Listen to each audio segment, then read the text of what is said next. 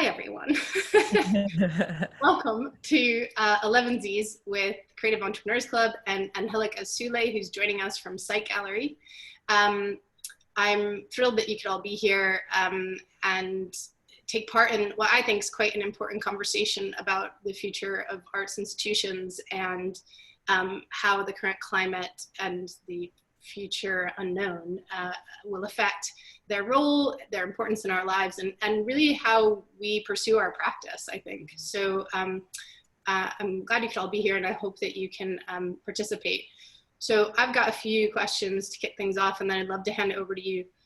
So let's not do that awkward British thing where no one, when I say, does anyone have questions, everyone looks at their shoes. If you do have them, be thinking about them as we go, and at the end, feel free to get stuck in. This is a really, everything we do is really relaxed, and I really love for it to be interactive. I think the real downside of what's happening at the minute is that people are mostly passive and they're getting talked at instead of being able to have a live discussion, and I'd rather, especially with a smaller group, that we could keep it engaging. So, Jelly, will you kick us off by telling us a bit about you and your background, and kind of about your practice as a curator? Yeah, sure. So my name's Angelica, also known as Jelly, to those of you who've known me for a while. I've been working in galleries for over 13 years now, which feels like a lifetime. I started by running a small project space in East London. Oh, that's fine, Danielle, don't worry. And then over the course of the last 13 years, I've worked in various institutions and galleries across the country and in other countries as well. Those include University of the Arts London, which is where Medea and I met and first worked together. Also Nottingham Contemporary. I've worked in foundations in Italy as well, so I know a little bit about the system there. And I'm now curator at Site Gallery in Sheffield. I've been there for, I think, about 2.5 years now. And I came into Site Gallery at quite a big moment of change. So Site Gallery was quite a small institution and they had a large capital grant. And so they increased in size by, I think, 3 times the size of what they were previously. So I kind of came in as the new building was opening and helped them set up their program and sort of move into a new way of working as a larger institution. So me as a curator, I guess my interest sounds quite basic, but is in artists, in supporting them and helping them grow. That's something that started when I was working at University of the Arts with Medea. We worked on the Emerging Artists program there. So the idea of that program was to help artists kind of move on to the next step in their practice in lots of different ways. And I think that's something that's carried through into my practice right up until now. So a big part of what we do at Site is support artists, and we have several programs for doing that.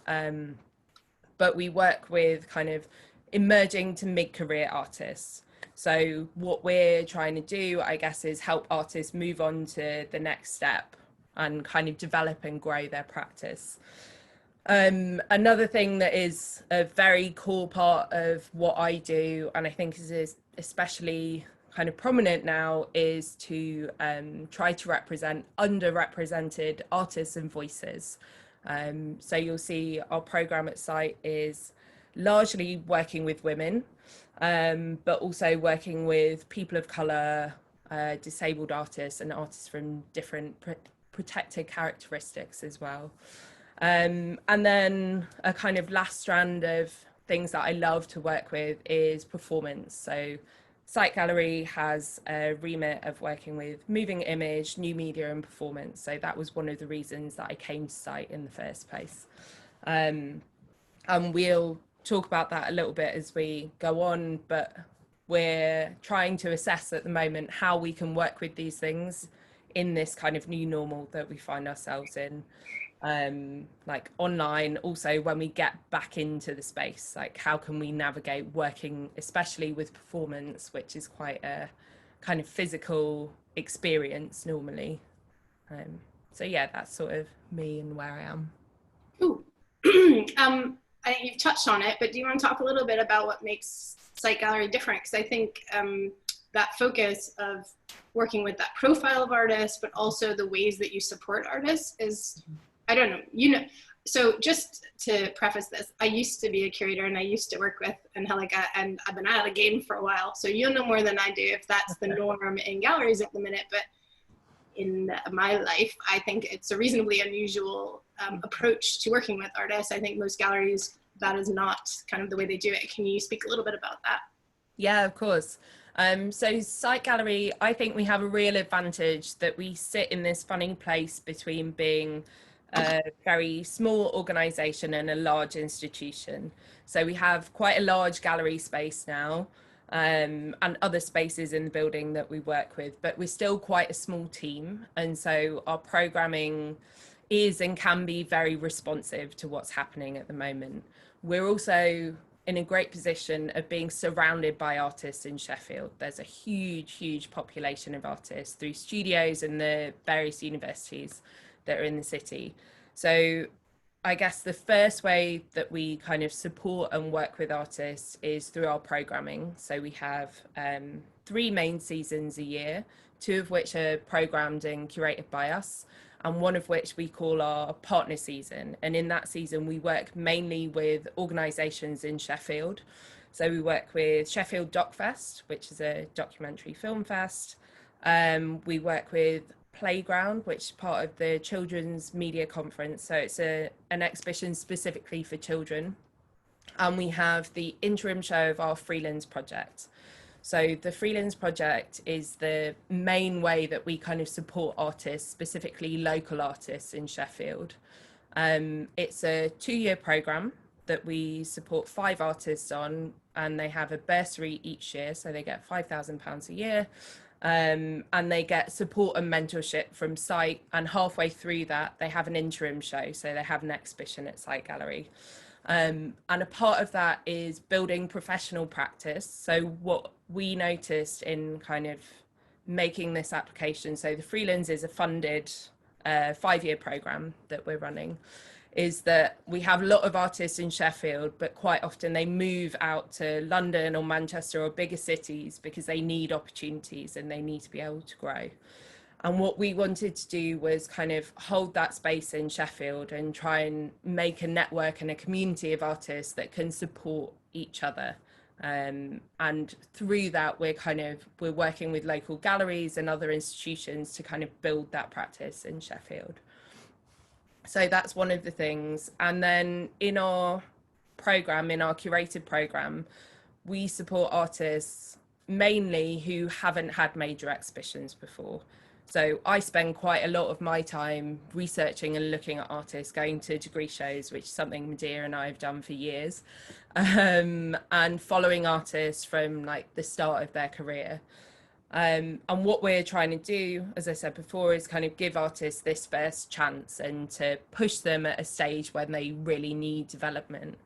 And there are some shows, so we'll have group shows that might have more established artists in, but for me that's a really good balance, because the more established artists bring the audiences and they bring, I don't know, other funders, other curators and galleries in, and then they get a chance to see these emerging artists that are coming out as well.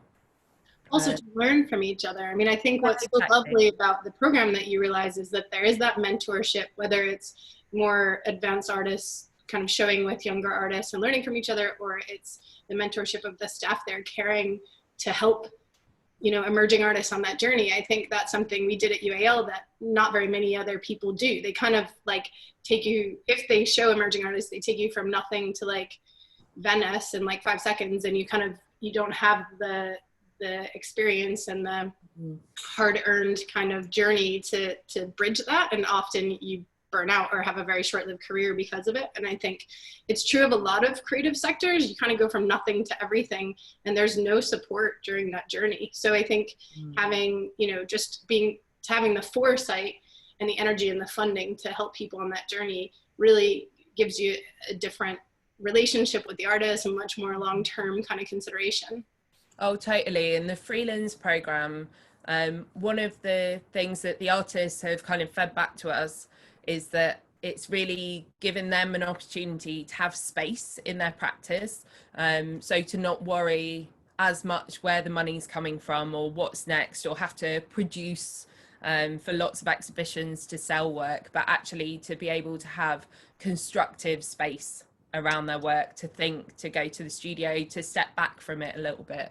Something very unconsidered, I think, generally. Like that is and not just in visual art and fine art, but I think in all creative practice.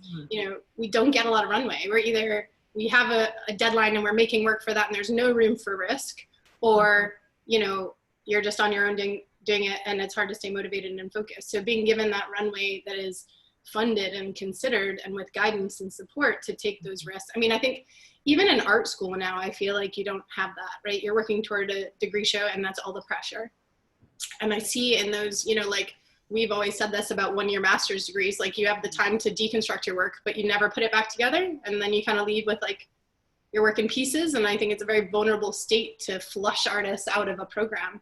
And, you know, this kind of helps make that very vulnerable part of the journey safe and supported.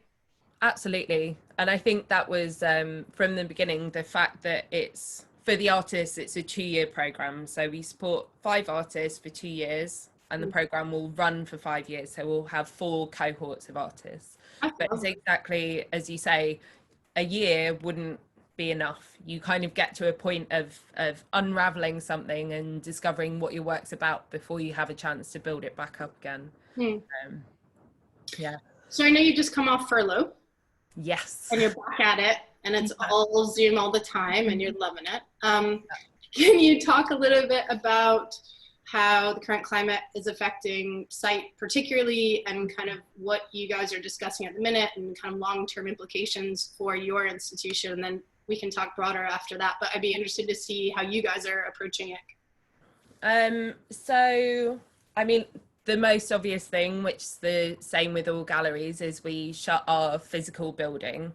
And then I think what Site did, and I've known a couple of other institutions do this, but not loads, is we sort of took a step back and we took a few weeks to figure out what was the thing we needed to do in this moment, what people needed, what support we had to give to our kind of immediate community, and what else we put out.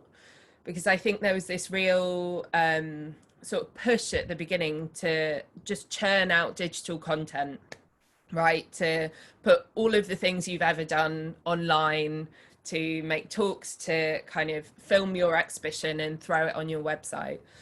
And actually, I know I felt hugely overwhelmed at the beginning by all of that. I didn't know where to look or where to start. And I found that a lot of it didn't work. It doesn't work in a digital format. Just because you have something doesn't mean it can be presented in this little rectangle that we're all looking at. It lost all the visceral stuff. Yeah. The Glasgow International put a bunch of their video work online and it was just so flat. I mean, it just removed all the, like, you know, I'm watching it where I've been having every meeting and every, you know, moment of my life is happening in one space, and you don't get that immersive, like I'm in this special place having this incredible moment. I'm in my fucking bedroom with a kid running around watching another thing. You know what I mean? Exactly. And the exhibition we closed had been, I think it had only been open for maybe 3 or 4 weeks. And it's a huge kind of installation. The space is totally open. It's a sound kind of audio visual installation, and a big impact of it is the sound and the feeling of the sound. So there's some very low kind of thudding and some quite high whipping, and it's an 8-speaker surround sound, so it follows you around the room. So when we closed, I had a really long conversation with the artist about what we do and how we represent it, if we represent it online. And we kind of came to the conclusion that any kind of like video recording we could do in the space just wouldn't be the experience of the exhibition. So we took the decision as an organisation that whenever we open the gallery, which we're hoping is going to be around September, But we'll come back to that. But we'll reopen with Phoebe's show. I mean, I think we worked on that for about 1.5 years. And so trying to put some kind of like random amalgamation of it online just didn't feel like the right thing. Just spend 1 year planning it and then 1 hour getting out, a solution. Exactly. And I think the thing that's really come out of this for me and for Site is thinking about what our different platforms are and how people experience things. So the physical gallery is one thing, this kind of digital space is another, and public space is something else that people are kind of coming back into again. And so we really wanted to think about what was our digital output while we can't be in the physical space.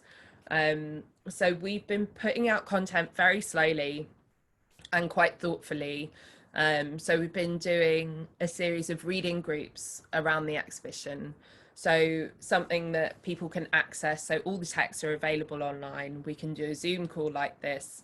And actually that kind of environment works and means that it's actually open to more people, right? We had people calling in from the Netherlands and Germany, and someone who wanted to join from Canada, I think didn't in the end.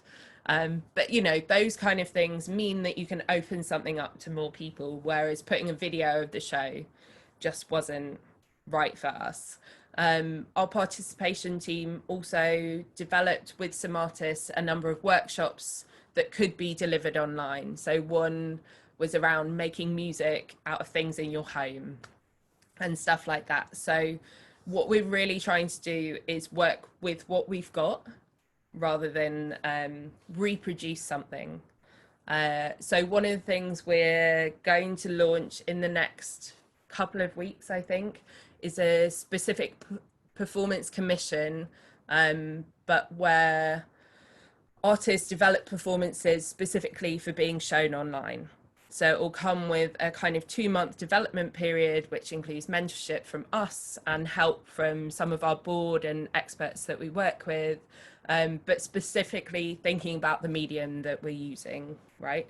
That's so brilliant. I mean, I think that's the only way to do it, because if it's built for that medium, it hits in a different way, doesn't it? And if that was the consideration at the start, then that works. But totally. I think and also like just being conscious of where you're watching it and how you're engaging with it when you make the work just changes the whole outcome. Totally. And so I think for us that's been really important. It's been really important to think about what are the mediums we work with and how do we represent them. And now we're sort of going into planning stages of being back in the space. So we have there are 10 of us that work at Site Gallery at the moment. I think someone left right before all of this happened, so we've got a vacant post and we've got 3 people on furlough, so we are 6 of us at the moment. Out of that, 3 of us are full-time, so it's quite a slim team, which is again part of the reason for kind of cutting back a little bit on our offer. And I think it's always been a thing at Site, and considering how we work together and how our staff are doing, how everyone's feeling as well. So I think everyone's been really mindful of the fact that this is a really weird situation. It works for some people, but some people have kids and it's kind of impossible to get things done, especially at normal hours of the day. So I think everyone's been quite responsive in the way that they work and what they expect from different people. And even we've been talking about physically reopening the space recently. And I live in Nottingham. I commute to Sheffield normally. Obviously going back, that's going to be a bit trickier, so I'll probably do less days. One of our directors is kind of living here and in Sheffield, but also in Rotterdam, so there are some times when she's not there. We have a couple of members of our team who for health reasons, are going to struggle to come back in anytime soon. So we're really considering how we open and when we open. So we think it will be reduced hours, definitely at the beginning, and reduced days. And we have to think a lot. So we have a volunteer scheme that we work with front of house. Steve has done stuff with us before. Hi, Steve. I'm loving Steve's virtual environment. I'm like, no, that's it's great. really peaceful and lovely. So we're also having to really consider the volunteers that we work with, and we don't want to put anyone in danger. So at the beginning, it will probably be us. We're having to put lots of measures in around the front desk. We'll probably have to put some kind of shields. Are we having marks on the floor? How many people do we let in? Obviously, the gallery itself is huge, but the reception's quite small. There are only limited toilets. There are various bottlenecks. So there's a lot of planning into that at the moment. And I think the conversation that's happening not only in Site, but Sheffield wide, is when we're actually physically allowed to open, because I think cultural institutions are still not allowed to open yet, but will more than likely in July will be allowed.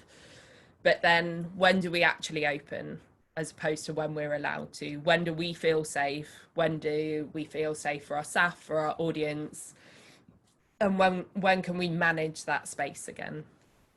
I don't know what you guys listening are thinking, but Site sounds like a dreamy place. I mean, it just sounds like so considered and thoughtful, and I think it's really ahead of the game with what everyone needs to be being. You know, I think there's a lot of people who are just being responsive, and if you're allowed, then you open, and if, you know, if there's a show, you put it on. Like, instead of thinking holistically about what does this mean to your staff, what does this mean to your long-term situation, you know, what's the best thing for you as an institution, rather than like, get people back, let's get normality, because I think that's the approach that like government's taking.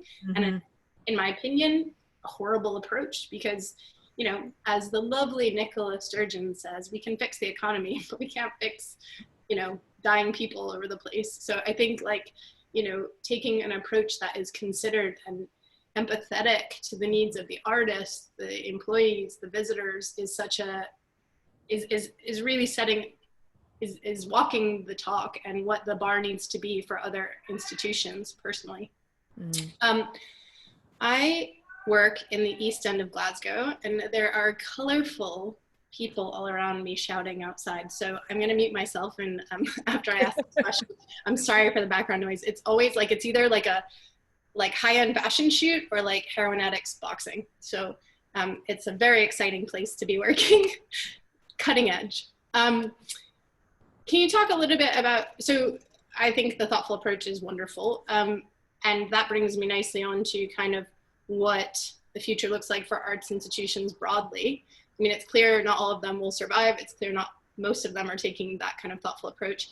And also sort of what you think the importance of a gallery is in this climate. You know, what should they be focusing on, and how will they operate? And I guess any examples, but also like what we think in an ideal scenario, what we need to be considering as institutions. So I think that, what do I think? So we've kind of touched on this, that I think the future of institutions really has to be in being responsive and kind of future planning, right? I don't know about anyone else, but I am of the opinion that this is not the last time we're going to be in this situation. And so what we all kind of need to do is future-proof ourselves, right? We need to figure out what our offer is on these different platforms I've spoken about. So what happens digitally, what happens in our physical space in the moments that we can reopen. And also, how do we work with public space? So another thing that Site has been involved with for around 3 years is a project called City of Ideas, which works with several partners in Sheffield, looking at public space and how we kind of reinvigorate public space and how we talk about it with a kind of lens of art. So there are a few different projects that we've worked on in the city. One is a big square that sits outside of Site Gallery that will be being painted in the next few weeks. But that has been kind of reinvigorated and sort of owned by a number of partners in the city. So we've been talking a lot about what can happen in that square now that the gallery is kind of inaccessible, right? So can people have different access to art that isn't necessarily in the gallery space? And I think for different institutions, it's going to mean different things, right? So commercial spaces, to be honest, do they really need a physical gallery space? You know, I've seen so many online showrooms of artwork, and I think that's going to have a knock-on effect with art fairs and all of these huge things that, to be honest, huge amounts of money, huge amounts of resources, and maybe we don't need those kind of things. You know, if people who are buying art can see things in different ways, then perhaps we can kind of sideline those excesses of money. But I haven't worked in the commercial sector at all, really.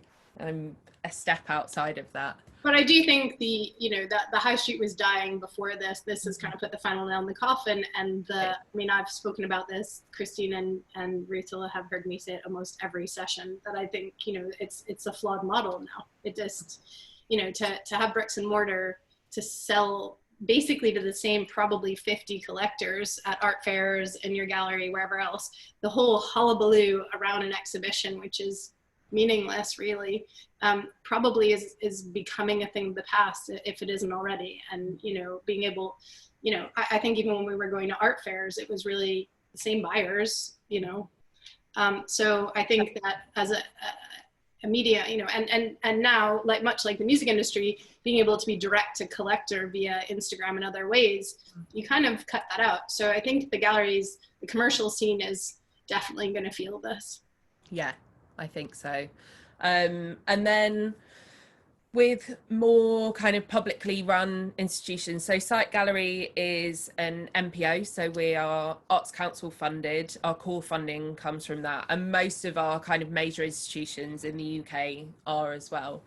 As I kind of said before, we sit in like a relatively good position. You know, a chunk of our funding comes from Arts Council. We have little pockets of funding from other places. Some of our funding comes from, we have offices that we let in the building. We have a cafe as well.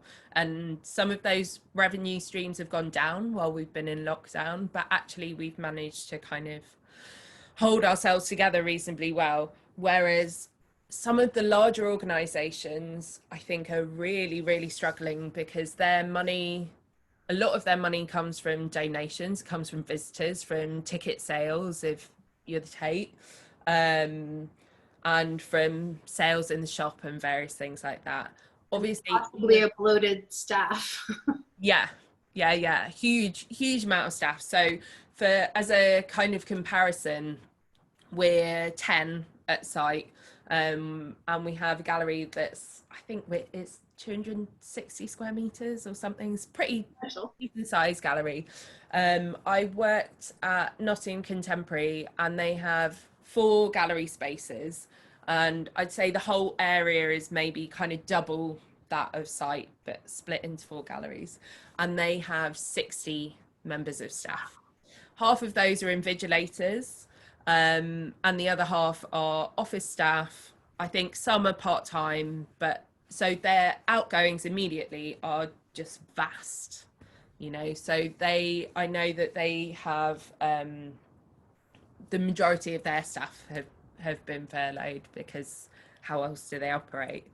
And I think what's happened this year is the Arts Council has kind of bailed out a lot of the institutions that are really struggling. But how much longer can they carry on bailing people out, really? So what we're going to have to look at is different revenue streams. And if we're working mainly online, does that mean that some events are ticketed online? which feels very weird in this kind of situation where we're very used to getting free content and looking at things. But I think one thing that we've always struggled with in the arts is putting value onto things and putting monetary value onto things, right? Yeah. We shy away from that a lot because it's seen as, I don't know, quite a kind of trashy thing to talk about money in the arts. But we are also all funded institutions that need to stay alive and need to keep running to offer things to people. So I think there's going to need to be some kind of shift in that and where people put their money, but also in kind of private funding and support. So the Arts Council have all of their funding this year has gone towards artists and institutions that need to survive, essentially. So there's no other project grants from the Arts Council, that's it. Wow. Which means that we have a full year of artists not being able to make new projects through that normal stream. Obviously there are other revenue streams, but I think a lot of other funders have done very similar things. They've changed their funding to kind of suit what's happening now and to give more money to more people. But it means that we've got this real shift in how people are getting money and how people are working. And I think as audiences viewing art, we're going to have to understand that and take a little bit more responsibility in supporting the institutions that we love. You know, we have a certain amount of money that comes in through donations. I know all major institutions have that as well. And while I completely understand there are different levels of how people can support and what they can do, I think it's going to be important that it comes back to communities as well to be involved in that and to help. And I think it's unlikely anytime soon, but really on the government to put more money into this. You know, the culture industry is a huge section of the economy.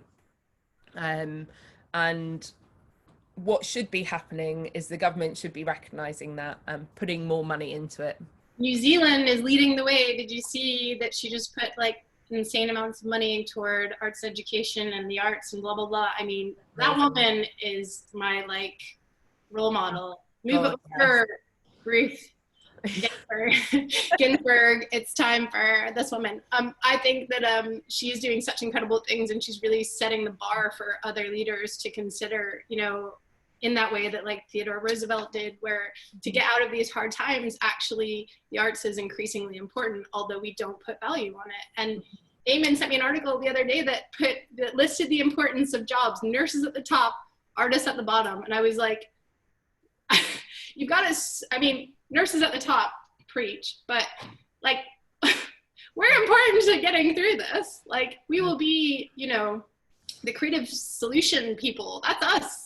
So I think politicians might be at the bottom. But yeah. I agree with you. I mean, I do think it's the responsibility of the people who want to be there to contribute to it and to see it as important and to at least be contributing to it. But that kind of leads to the other question of the importance of galleries and their role in this society at the minute. Yeah. So it's been a discussion that I've had with a lot of friends and colleagues and various people around me a lot, which is that I think what a lot of people want to do at the moment is sit and watch happy things, right? They want to sit and watch comedy and Netflix and be removed from what is happening. And a wonderful thing that art can do in its best iterations is remove you from your situation and put you somewhere else, right? Give you the experience of being or doing or living in some other way.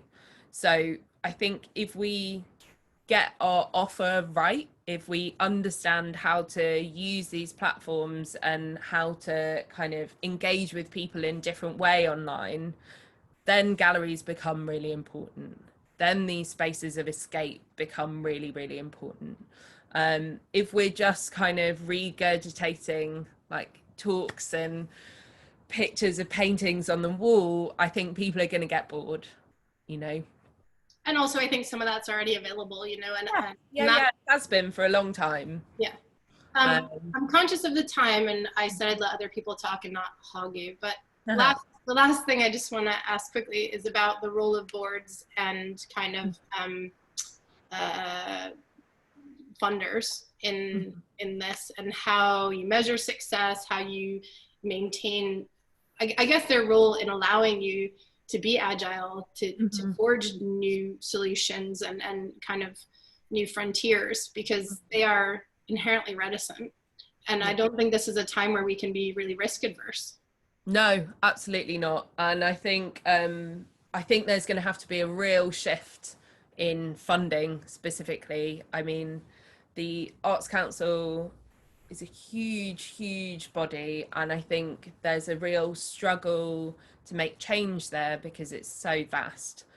But what people need is different now, and what people are going to need is different. The ask that is coming from funders is going to need to change, and I think there's going to need to be quite a radical shift in how they approach giving people money. I was talking with someone the other day about kind of assessing funding bids, and how we're sort of in this situation now where people understand how to write a bid. So the people that are successful aren't necessarily the people that have the most interesting or exciting projects, but they know how to write an application. So I think a big part of that is going to have to be shifting how that process works. You know, how do we apply for money? That has long, that has nothing to do with COVID. That is always. Yeah, absolutely. And also shifting who's assessing this. I mean, this is a thing, especially at the moment, with everything that's happening with Black Lives Matter, and this kind of hopefully very radical shift happening in institutions and spaces everywhere. But representation on those kind of panels is really important, and is woefully bad at the moment. You know, most panels are you know, a panel of able-bodied cis white people, and that is going to have to shift. And I think that's a similar reflection in boards, right? we have to have boards that represent what we want our institutions and our audiences to be. So I think a lot of institutions are going to have to revisit that and understand that they need to have better representation, also involvement in our board. We've had a really interesting moment with our board where we've been introducing them to artists to do kind of mentorship and to discuss different ideas, which has been amazing. Like, there are some real advantages to this kind of moment, which is important not to let go of when everything feels terrible. Because everyone's got a bit more time, or are more available on their screens, they've been able to connect with different artists. And so our board, especially recently, have been getting very involved with what we do. That's brilliant. I mean, there tends to be such a disconnect that the decisions they're making are not based on the reality of the people they're making them for. So that's awesome. Yeah. But I do think, you know, that so few arts institutions have emerging artists on their board, or have their audience on their board. They tend to have stale, pale, and male, wealthy people who can help them fundraise, instead of a representation of their community, their artists, their audience, the people who their choices affect. So there tends to be great disconnect. And I think if we are to make smart decisions about how we all survive as institutions, and what the future looks like, and how to take really considered and responsive approaches, not just to COVID, but to Black Lives Matter, to diversity, to health and well-being, to all these things, then you need a board that's living that, you know, not like, I mean, this is the whole problem with government, is that they don't know how much milk costs. They don't know what it is to live on a living wage, you know. That disconnect means that we're not well managed. And the same thing is true of boards and funders. Funders tend to be business administrators, not. Oh, totally. And I mean, this has been, as long as anyone on this call has known me, I'm angry that that the Arts Council operate in such a way that is not at all accessible to the people they're serving. Like the applications for anyone who's like a left-handed ADD, creative, dyslexic, interesting person who doesn't operate in a linear robotic way isn't, you know, it's just a fail. So that has always been problematic. And I think in these moments where we're cleaning house a little bit, we're reviewing, I'm super interested about how everyone's getting on if half their staff are on furlough and they're somehow still ticking. But you know, at this moment where we take a pause, it's just so essential that we review with an open mind and a different perspective, and we really consider creative solutions, not just easy ones and not temporary ones either, not just like let's fix it for now. Yeah, exactly. Because all of this is kind of is going to have to be built into how we operate in the future. You know, this is all of this is going to keep happening, right? We're going to keep being in this situation, or something else will happen and we'll have to change again. So we're going to have to get much more used to responding to what's going on around us. And I think the people that will struggle, but the people that need to do it the most are the largest organizations, you know, the big funding bodies, the big institutions, because they hold a lot of the power, they hold a lot of the money, and in order for that to kind of distribute and to help and serve the audience that they're meant to be serving, that's going to have to change, you know. Brilliant. Well, I am very happy to open it up, and I'm also happy to run over and not cut anybody off. So you guys can just wave at me or tell me if you want me to unmute you and you have a question. I'm loving that so many people are not showing their faces. I'd like to not look at or show mine, but kind of my job. Any questions from the crowd? Awesome. We're just so amazing, and we just know, right? So perfectly. There's nothing else to say. Go on, Ruth. Hiya. Hi. I'm very new to this whole art scene, art world things. I'm still developing my practice and things like that. But one of the things that I am interested in, Angelica, is that you talked about, you know, we're going to have to come up with ideas as a sector for future-proofing. Mm-hmm. How are you approaching that at your work? So a part of that is thinking about the different platforms and the spaces we operate in, right? So we are trying to shift some of our opportunities. So I talked a little bit about the Performance Commission. So performance is kind of at the core of what we do at Site. And we've been talking about doing things physically for a long time. If that can't work, or if it's not the best way for something to happen, how do we shift that? So I think a part of it is going to have to be, as institutions, that we split our focus, that our main focus isn't anymore just the physical gallery space, because we don't know at what times we can or will be able to use that. Obviously we want to, that's our kind of aim, is to be open and have people in again, because I do think in amongst all of this there is something that is very different to the physical, tangible experience of being in a gallery and experiencing art, right? Of getting close to an object, of feeling the sound in your body. There's something that is different about being online, but we have to understand that that's not the only space anymore.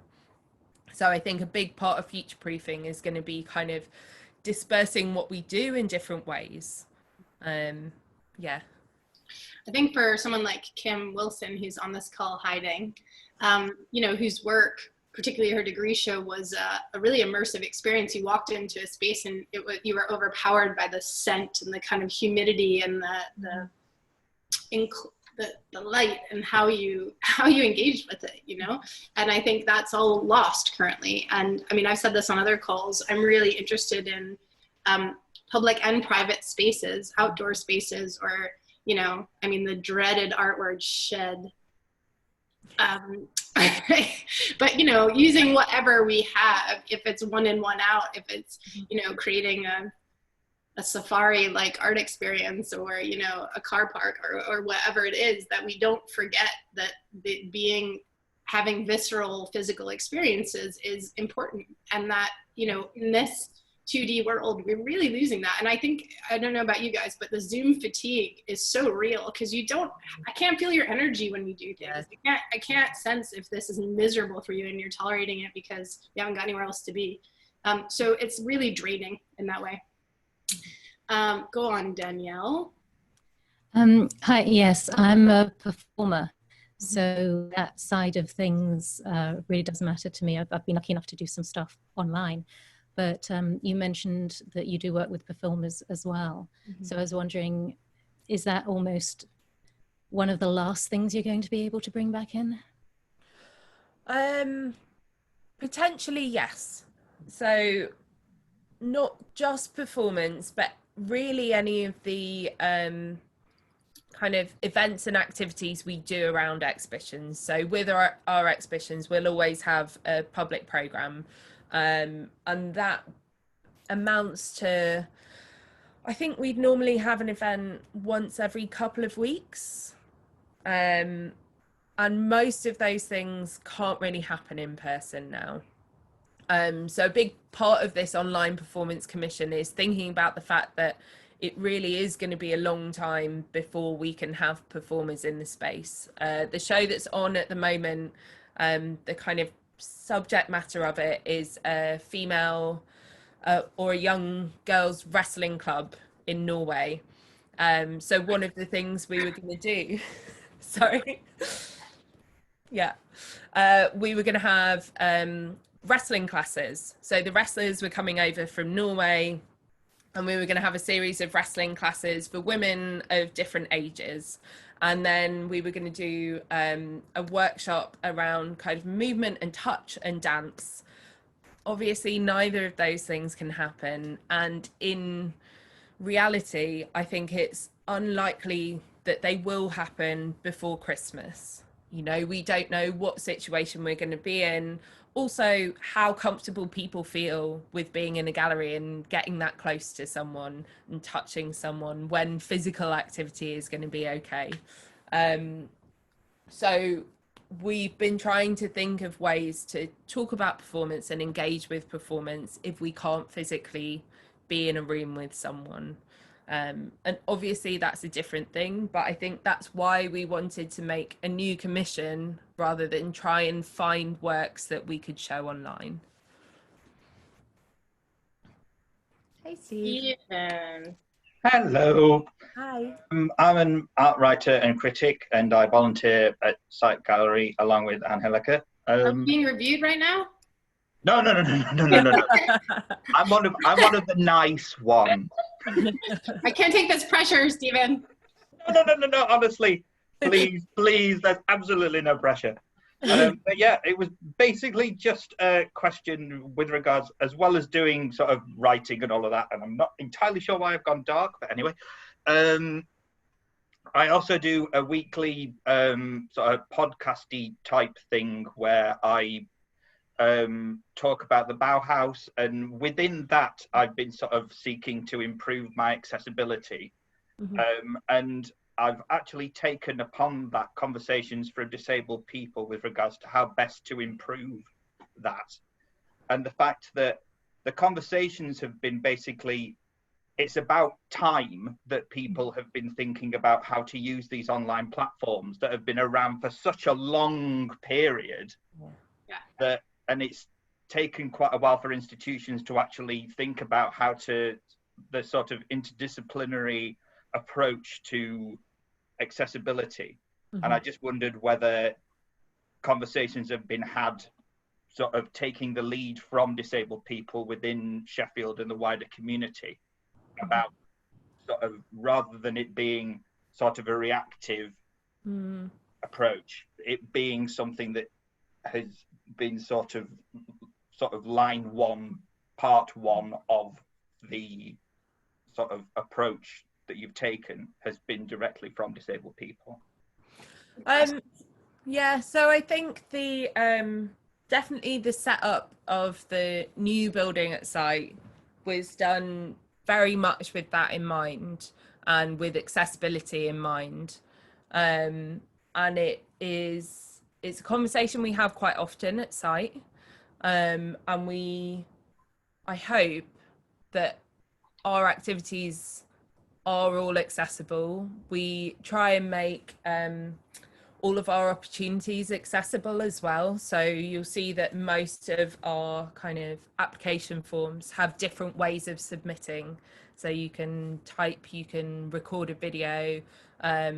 We've had people come in and we've kind of interviewed them rather than them having to write out applications. So it does sit at the core of what we do. And within a general kind of conversation around diversity, I think that we can always be better. You know, this conversation we've been having a lot recently, especially like through the lens of Black Lives Matter, but wider in terms of diversity, disability, is that while there are things that we do, and while we do a certain amount, we always need to be pushing to do more. So it's something that I've been researching a lot at the moment. So with our opportunities, specifically reaching out to different groups. So like Disability Arts Online, Black artists through different platforms, like specifically approaching people to be a part of the organisation and to come to opportunities rather than just putting them out and saying they're open to people.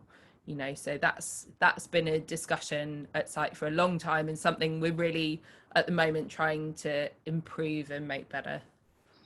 It's an interesting question because I think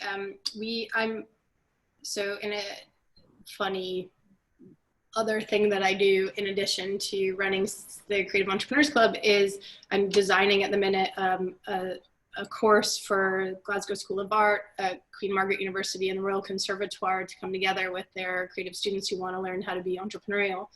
And last year we delivered it live and this year, and that threw up a lot of complications with special needs and abilities and how everyone could receive information in a live event and things like that, and numbers of people and how things were communicated and disseminated and even access. And this year, like magically, most of that is gone just by being online.